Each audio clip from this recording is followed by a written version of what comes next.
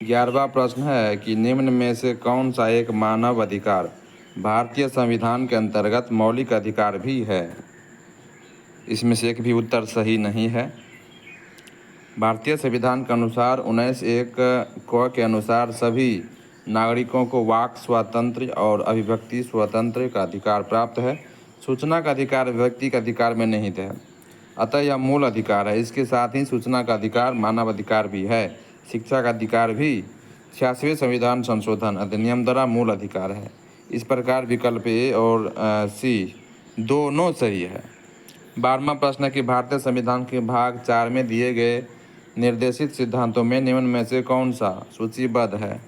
इसका उत्तर हो जाएगा ऑप्शन बी, यानी कि 1 और 2, समान कार्य के लिए समान वेतन, और 2 समान नागरिक संहिता। इसकी व्याख्या देख लेते हैं। भारतीय संविधान के भाग 4 में दिए गए निर्देशित सिद्धांतों में अनुच्छेद 39 घ में समान कार्य के लिए समान वेतन, अनुच्छेद 44 में नागरिकों के लिए समान नागरिक संहिता सूचीबद्ध है, जबकि अनुच्छेद 350 को प्राथमिक स्तर पर मातृभाषा में शिक्षा देने का विशेष निर्देश देता है। हालांकि यह भाग 4 में उल्लिखित नहीं है। इसका प्रभावी निर्देशक तत्व जैसा ही है, परंतु यह राज्य द्वारा बाध्यकारी नहीं है। अगला प्रश्न है 13वां कि भारत के संविधान में मौलिक कर्तव्य किस संविधान संशोधन के द्वारा जोड़ा गया है। उत्तर ऑप्शन बी हो जाएगा। 42वें संविधान संशोधन के द्वारा मौलिक कर्तव्य को जोड़ा गया है। भारत के नागरिकों के मूल कर्तव्यों का विवरण संविधान के भाग 4 क में अनुच्छेद 51 क के तहत दिया गया है। इसे 42वें संविधान संशोधन 1976 द्वारा संविधान में जोड़ा गया था। 14वां प्रश्न है कि भारत के राष्ट्रपति अपनी शक्तियों का प्रयोग करते हैं। तो इसका उत्तर हो जाएगा ऑप्शन ए, सीधे अथवा अपने अधीनस्थ अधिकारियों द्वारा। भारतीय संविधान के अनुसार भारत का एक राष्ट्रपति अनुच्छेद 52, जिसमें संघ की कार्यकारी शक्ति निहित होगी, और वह इसका प्रयोग इस संविधान अनुसार स्वयं या अपने अधीनस्थ अधिकारियों के द्वारा करेगा, अनुच्छेद 53 को।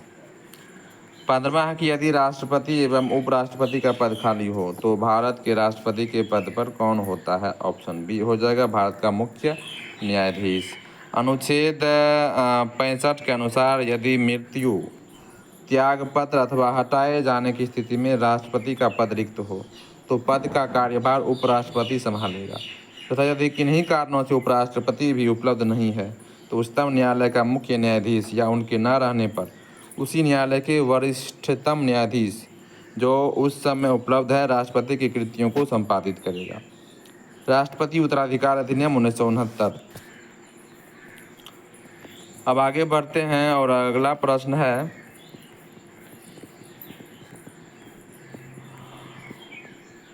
16 नंबर का कि श्रीमती प्रतिभा पाटिल का भारतीय गणतंत्र के राष्ट्रपति के रूप में क्रम क्या था।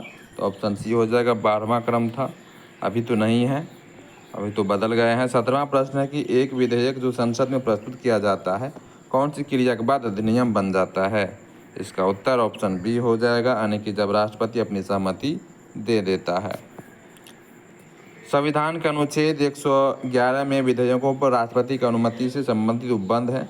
एक विधेयक जो संसद में प्रस्तुत किया जाता है वह अधिनियम तभी बन पाता है जब सदन के दोनों सदनों द्वारा पारित होने के बाद राष्ट्रपति उस पर हस्ताक्षर कर अपनी सहमति दे देता। 18वां प्रश्न है कि श्री मोहम्मद हामिद अंसारी का भारत के उपराष्ट्रपति के रूप में क्रमांक क्या था। तो ऑप्शन सी, इसका भी क्रमांक 12वां था। 19वां प्रश्न है कि राष्ट्रीय सुरक्षा समिति का प्रधान कौन होता है। तो ऑप्शन बी हो जाएगा, प्रधानमंत्री होता है राष्ट्रीय सुरक्षा समिति का प्रधान।